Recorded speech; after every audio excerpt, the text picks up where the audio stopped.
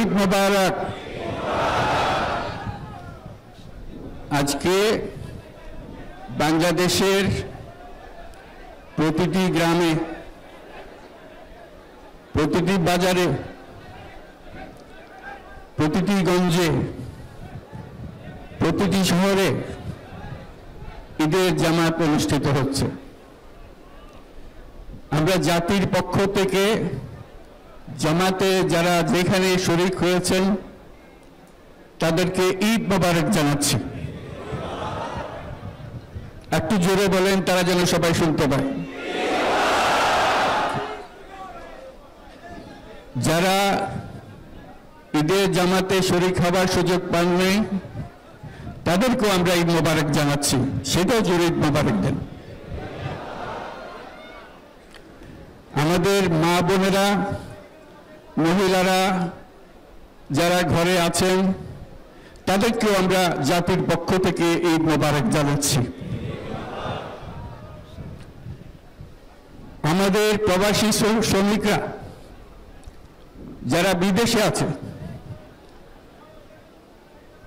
সারা বছর কষ্ট করেছে, আজকে হয়তো ঈদের জামাতে যেতে পারবেন কিংবা যেতে পারবেন না, কিন্তু জাতির পক্ষ থেকে আমরা তাদেরকেও ঈদ মোবারক জানাচ্ছি।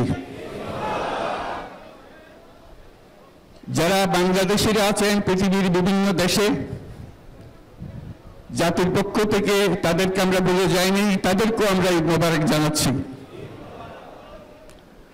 যারা হাসপাতালে আছে, রোগী বিভিন্ন কারণে ঈদের জামাতে যেতে পারেন নাই, তাদেরকেও ঈদ মোবারক জানালাম।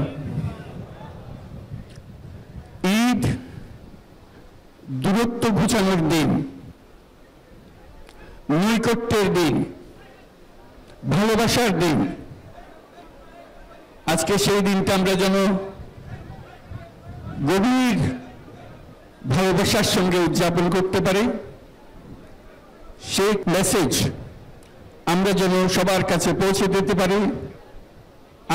আজকে একটা অটুট ঐক্য গড়ে তোলার দিন, এবং আমরা স্থায়ীভাবে ঐক্য গড়ে তুলতে চাই। ঈদের জামাতের এটাই আমাদের কামনা।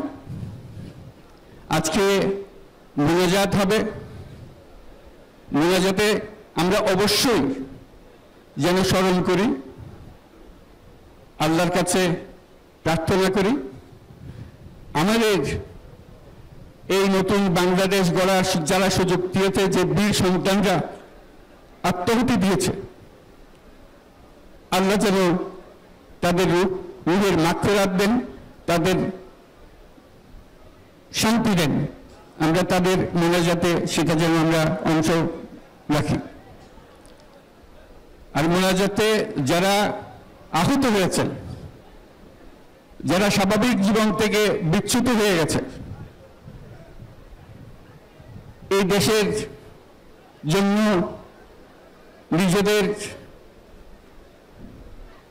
স্বাভাবিক জীবন ত্যাগ করতে যারা বাধ্য হয়েছে, তাদের স্বাভাবিক জীবন যাপনের ক্ষমতা দেওয়ার জন্য, রোগমুক্তির জন্য আল্লাহর কাছে যেন আমরা প্রার্থনা করি।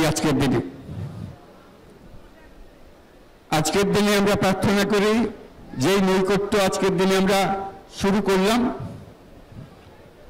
এই নৈকট্য এবং এই ঐক্য জাতির জন্য যেন স্থায়ী হয়, আমরা যেন একটা ঐক্যবদ্ধ জাতি হিসেবে সামনে এগিয়ে যেতে পারি। যারা আত্মত্যাগ করেছেন, যারা নতুন বাংলাদেশের স্বপ্ন